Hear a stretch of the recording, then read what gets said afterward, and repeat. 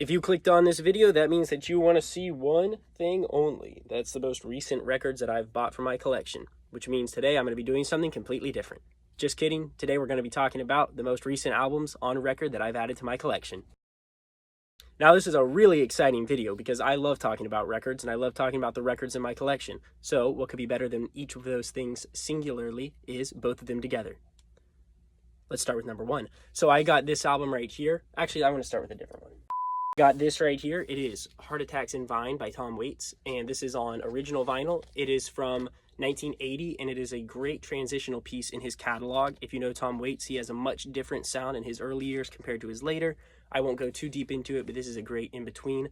Love the songs on this, love the album cover. Got it for $5 because the vinyl is a little warped. It still plays great. Now, if you watch my channel, you know that I'm a big fan of punk and metal and all of that kind of stuff, but I'm also a big fan of a lot of different genres of music.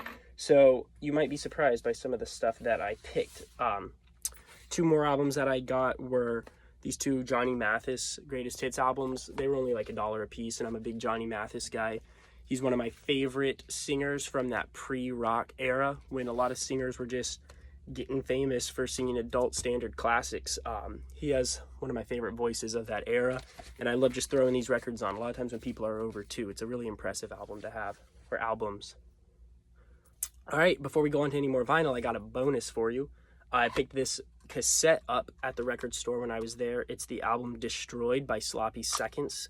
This was released in 1989, and it is one of my favorite early punk, like pop punk albums. It's not early punk, but early pop punk in my opinion. It's some of the catchiest, most melodic, comical pop punk ever written. Extremely underrated. Not a lot of people know this, but I got it on cassette, so that's pretty cool. Let's keep going. I got Air Supply for $2 on original vinyl, their album Lost in Love.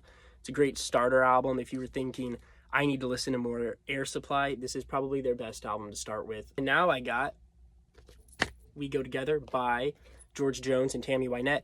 Not their finest duet album in this country scene. I think their other albums are better, both. Also just their solo work is better, but it's not a bad album. And I bought it because the back has a photo of them sitting in front of their house in Lakeland, Florida, which is kind of close to where I live. So I thought it's kind of a cool thing to have on vinyl. So I throw that on every once in a while. Then I'll end it.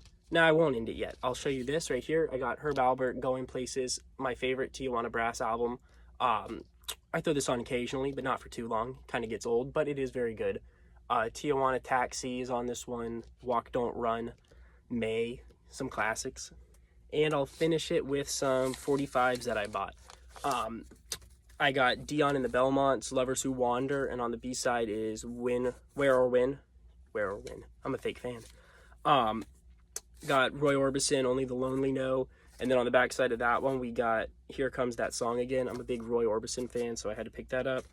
And then Venus by Frankie Avalon. If you watch the show Dexter, you'd know this song, but I knew it before that. Don't worry, it's a great song. So that's what I recently bought.